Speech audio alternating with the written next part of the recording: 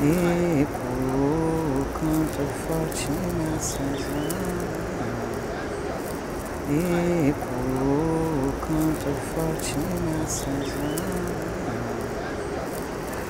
Eco, canto forte nessa. A história não começa em 1824. Ela começa bem antes. Se quiser um número, 1732. Que é um dos mais antigos documentos que tem, inclusive que é de um padre, agora não me lembro o nome, tá? E que ele fez um censo da população aqui. Parece que o marco começa dali, daqueles 39 alemães que chegaram aqui, que talvez nem sejam alemães. Na época, em 1824, ainda nem a Alemanha como Estado, como nação, ela não existia ainda, né? Só foi passar a existir a partir de 1871. A gente vê que, na verdade, ao longo de todo o período da instituição da colônia alemã, a gente tem documentação bastante consistente assim, com relação a essa utilização da mão de obra escravizada por parte dos imigrantes alemães. Nós somos os primeiros imigrantes a chegarem aqui, a chegar aqui sem querer estar aqui. Mas vamos diferenciar, né, a chegada dos alemães e a chegada dos escravos dos negros aqui, né? A forma de chegada. Sofreram, saíram da sua pátria, chegaram aqui numa terra que não falava a mesma língua. Os alemães e italianos chegaram com uma proposta eugenista de embranqueamento de população. E todos os 39 que chegaram aqui chegaram com cota. Cota de comida, cota de ração, cota de terra, cota. O negro chegou na base da cibata. O professor disse, agora vamos contar história sobre a escravidão. E daí deram um livro de história, que eu de lá era o quê? Eu tinha 13 anos. Aquele livro de história antigo que só tinha umas 3 páginas contando a história do povo negro. Só tinha umas 3, 5 páginas só. Porque o povo levou chicoteado, foi pro tronco, foi não sei o quê, e uma mulher branca soltou eles. E daí eles estão livres assim porque foi uma bondade de uma mulher branca. Com 13 anos de idade eu escutei aquilo. Na história do Brasil parece que a princesa Isabel foi a boazinha, né? Que assinou o papel e que libertou os negros, quando na verdade não foi nada disso, né? Foi uma pressão de exterior, mudança de forma de trabalho, né? Saindo da escravidão, entrando no capitalismo, as indústrias inglesas, o Brasil sempre foi devedor, e forçaram, na época, os fazendeiros a mudar a forma de relação de trabalho. Aí soltaram os nossos irmãos de qualquer forma na sociedade, né? Quando começou a terminar a escravidão, a lei de terras veio em seguida, 1850, se não me engano, que dizia que só podia ter terra pela compra ou por posse mansa e pacífica. O que é essas duas coisinhas? Eles tiravam o negro sem falar de negro ali, né? A nossa formação familiar, né? A base da nossa família, avô português, vó negra. Então o nome da nossa avó negra é Frida Altenhofen. Não é Silva Souza Santos, é uma negra com nome alemão. Como é que surge isso? Isso surge lá na época da Guerra dos Farrapos. Os alemães lá de Santa Cruz, de Santa Maria, eles resolvem vir para cá, fugindo. E chegam aqui e tem os negros, né? Tem os negros escravos deles e os negros que estavam aqui, que eram escravos. Como é que tu vai dar sustento para esse pessoal? Negro escravo, tu vai ter que dar comida para ele, tu vai ter que prover para ele. Nem para eles tinham, o que eles fizeram? Não podia negro ter terra. E para o negro ter terra, o que eles fizeram? Deram o sobrenome deles para os negros poderem ter um pedaço de terra para que provessem o seu sustento, trabalhassem para eles também. E é aí que surgem os negros com o sobrenome alemão. Esses negros, quando foram soltos, eles foram soltos ao léu. Nós temos um mar de distância da nossa história. E a gente não consegue voltar. A história do povo negro, quando a gente olha para nós, né, eu posso até falar um pouco por mim. Eu sou filho, minha mãe é de origem alemã, meu pai de origem negra. Quando eu olho para a parte da minha mãe, eu consigo ver a origem deles. Eu consigo saber qual foi a região que os meus antepassados vieram da Alemanha, das regiões próximas da Alemanha ou Polônia, né, da Europa. Eu consigo identificar locais. Quando eu olho para a parte do meu pai, da parte negra, eu vou até o Morro dos Bois. Mas dali existe uma cortina. Eu não consigo saber qual é a origem, qual é a região da África que os meus antepassados vieram. O primeiro ato, quando o negro é liberto, o primeiro ato é queimar os cartórios. Porque eles não queriam que a nossa história seja contada, que os nossos líderes sejam vistos. Eu me lembro muito da questão do hino, né, de Novo Hamburgo, que começa falando que foram poucos imigrantes vindos lá do fim do mar e que desbravaram essas terras trabalhando sem parar, e essa gente aventureira fez o vale prosperar. Esse é o hino de Novo Hamburgo. Se o vale prospera com o calçado, isso tem mão negra, né? Tem o labor negro, tem o trabalho negro. O alemão tinha o conhecimento do sapato, mas o negro tinha o artesão. Como cortar o couro, né? Como fazer a sola, como cortar a sola, como fazer o salto, como fazer tudo, como montar o sapato. Houve aqui a indústria do calçado que empregou muita gente, né? Para que a indústria do calçado crescesse, teve que ter negros lá trabalhando.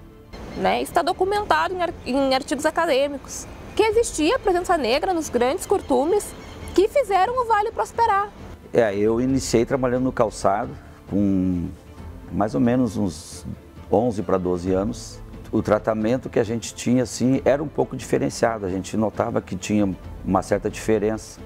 Eu notei assim um certo crescimento, entendeu, desse grupo de colegas de negros que a gente tinha.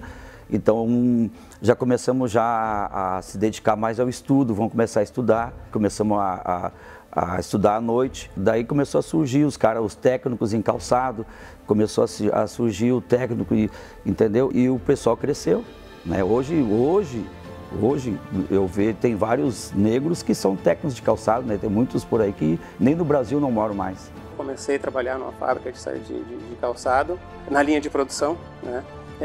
Aí saí e comecei a trabalhar então na parte burocrática da exportação, né? O que me levou a ir trabalhar na China, né?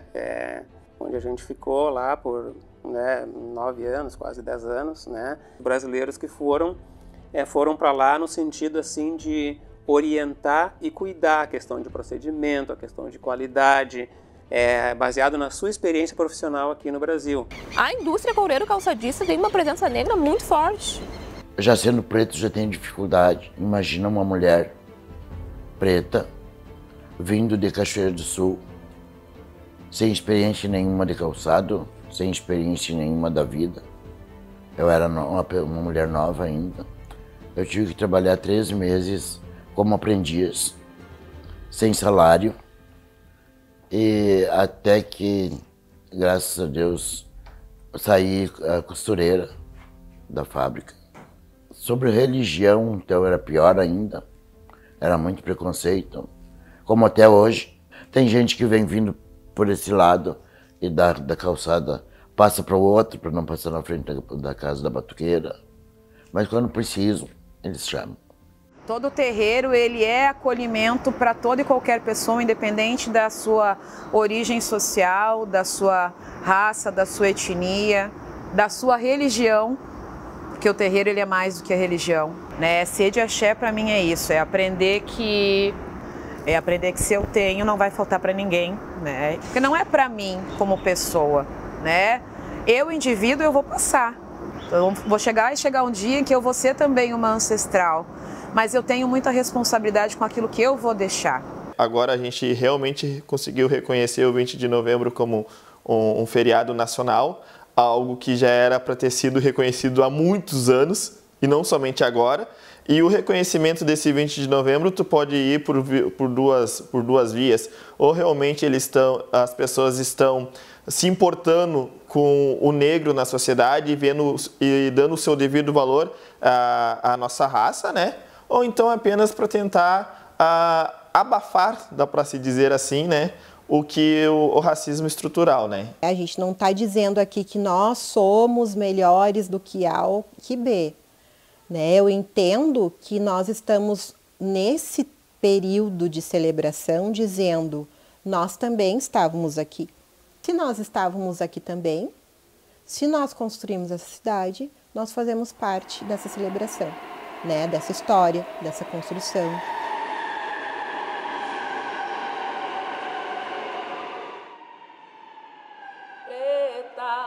Da tua voz os sons, da tua pele os tons de uma nação inteira. Preta, da tua voz os sons, da tua pele os tons de uma nação inteira. A minha avó era mais militante do que eu, né? Só que na época eu não entendia, né? Então ela dizia sempre assim pra mim. Ela nunca me disse pra eu não ir em algum lugar. E a minha avó sempre dizia, vai arrumadinha que só vai ter tu. E depois eu fui entendendo que esse vai arrumadinha que só vai ter tu, né, porque era a preocupação dela em relação aos olhares, né, então ela sempre me incentivou a ir todos os espaços, então eu sempre, quero estudar, vou, quero ir num teatro, vou, quero ir não sei aonde, vou, mas eu tinha que ir sempre arrumadinha, porque só ia ter eu. E quando eu voltava, ela sempre perguntava, e aí, quantos pretos tinham lá? Eu sempre fui criado em vila, né, cara, sempre fui, eu procurava nem que vir muito pro centro, ficava mais nas vilas mesmo, porque é onde é que a gente se sente mais acolhido, vai pro centro, o pessoal te olha com outra cara. Trabalho no ramo da construção civil desde criança. Além disso, temos a música, né, meu amigo? Que nas noites a gente alegra as noites do Vale dos Sinos, Vale do Paranhana, Porto Alegre. Eu tive essa sorte de crescer num bairro, né, que a gente teve esse espaço de negritude, por mais que eu acho que a gente nunca falou com essas palavras, né. Na vila a gente vai, qualquer vila que tu passa, parece que te puxa para dentro de casa. Mas o bairro conversa muito bem, né, com a diversidade, né, e eu acho que isso é também em razão da predominância de pessoas pretas no bairro, né. Eu fui adotado com 3 anos. Por um casal morado tomado primavera, iniciando a ter livre aos 11 anos. Sozinha, ao pouco, fui me aperfeiçoado e criado, além de pintura, retratos e caricaturas. Atualmente, pessoa que meu trabalho hoje tem uma melhor aceitação do que anos atrás. Porque daí a gente começa a olhar para o passado, com a maturidade de hoje, com as reflexões e começa a entender, cara, a gente sempre foi militante, a gente sempre foi aquilombado. Onde teve população negra, teve resistência. E quilombos são territórios de resistência. Entende que em todo o Rio Grande do Sul teve população negra, então em todo o Rio Grande do Sul teve resistência negra. Como um samba é feito de pessoas negras, eu acho, né? Hoje, a gente, escutando os sambas que tem nos dias de hoje, tu vê que ele tem um certo aprendizado, né? Que ele tem uma certa filosofia de vida, ele sempre teve isso. Carnaval, que é o que eu gosto, que é carnaval, samba de roda, samba de terreiro. E o negro foi fazer as suas sociedades, né? O Cruzeiro do Sul foi a primeira sociedade. O Cruzeiro do Sul é mais velha que a própria fundação do município de Novo Hamburgo, né? Quando a gente pensa na Sociedade Cruzeiro do Sul e na sua fundação, né, 1922, isso eram passados apenas 34 anos após a abolição. Isso, historicamente, são períodos curtos, né, dentro da história da humanidade e da própria construção do povo brasileiro. Então, quando a gente olha para essa história e a importância da sociedade como um clube social fundado por negros, numa cidade rotulada, né, como colonização alemã, né, isso inclusive retratada no hino, né, de Novo Hamburgo, né, aquele rótulo dos poucos imigrantes, né, a gente acaba olhando para esse ponto de fundação da sociedade Cruzeiro do Sul e a gente começa a perceber que a história ela também precisa ser recontada, né? A história do povo negro precisa ser recontada. Porque sempre a nossa história foi contada pelos outros, né? A partir do que eles enxergavam sobre nós.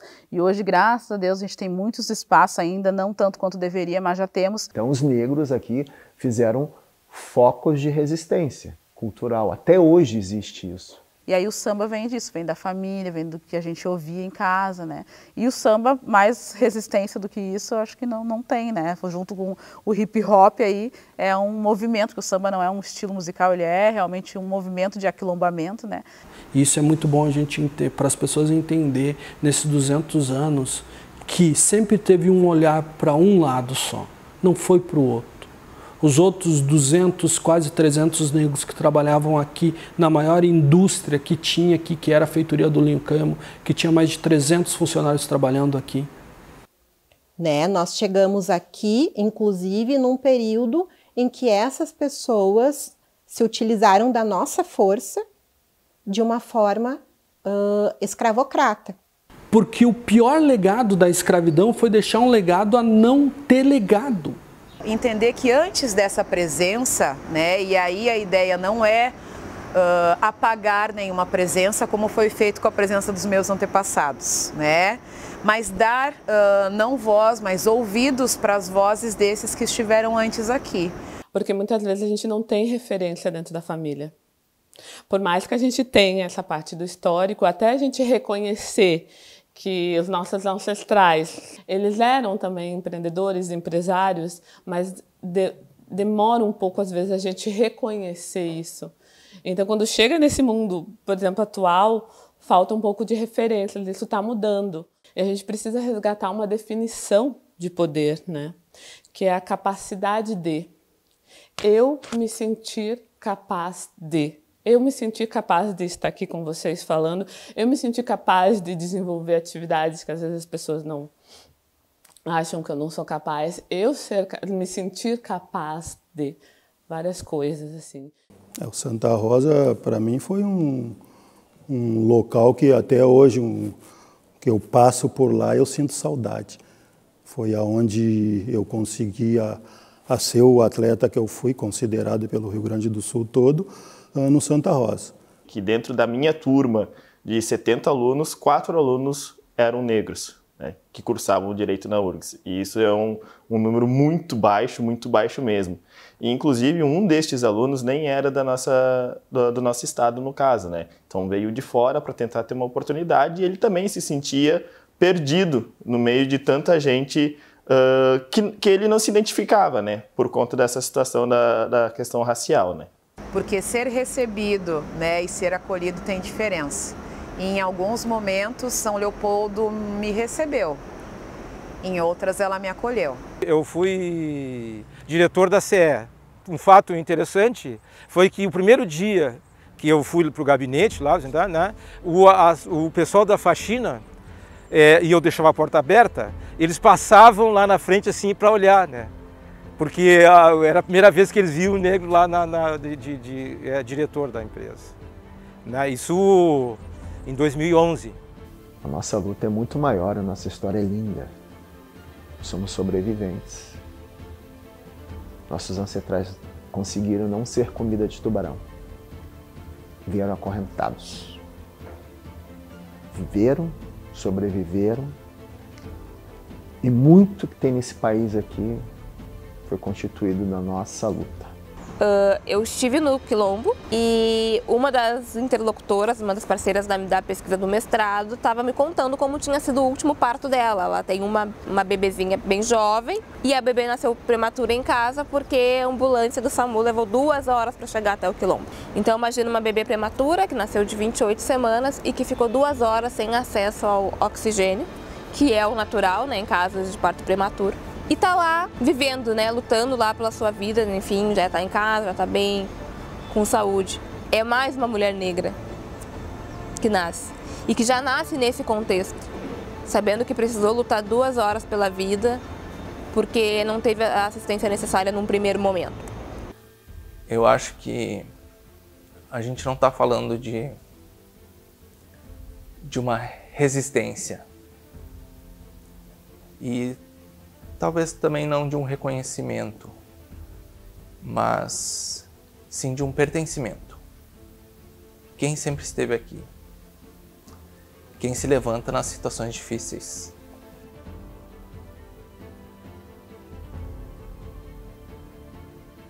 Eu, infelizmente, hoje não consigo saber qual é a origem, qual é o local da África que meus antepassados vieram.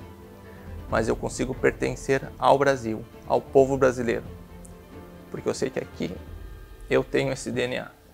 E eu espero para os próximos anos dessa cidade que todas as pessoas elas possam ter espaço e lugar para se desenvolver com equidade, com igualdade, né? E por tudo que eu posso ainda representar para aqueles tantos que a gente nem imagina, né?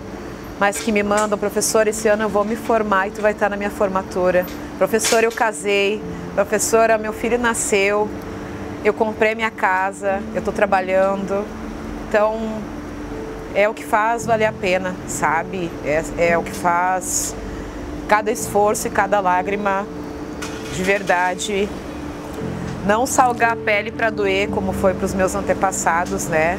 Mas lavar minha alma mesmo. Antes de você estar aqui, nós já estávamos aqui. Nós fizemos parte disso. Antes de 200 anos, meus irmãos e irmãs chegavam aqui escravizados. Aqui nesse rio aqui. Hoje ela tem gestão de um negro. E é muito importante a gente ocupar os primeiros lugares. Mas também é foda ser os primeiros. Então, falar sobre os 200 anos, para mim, é buscar 200 outras maneiras de ter esperança, de que esse lugar ele seja cada vez mais acolhedor. Isso, para mim, é o mais importante, que a gente consiga pensar 200 formas de tornar essa cidade cada vez mais hospitaleira. Para os próximos 200 anos, de fato, se torne o que, para mim, de verdade, é um quilombo.